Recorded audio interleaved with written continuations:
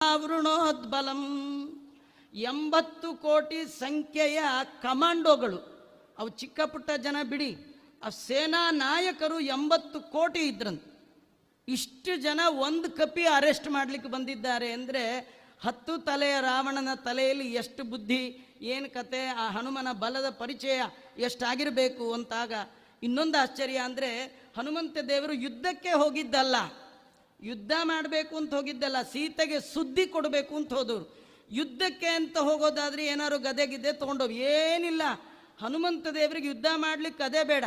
ಯಾರಿಗೆ ಸ್ವತಃ ಶಕ್ತಿ ಇಲ್ಲ ಅವರು ಅಸ್ತ್ರವನ್ನು ಶಸ್ತ್ರವನ್ನು ಮೊರೆ ಹೋಗ್ತಾರೆ.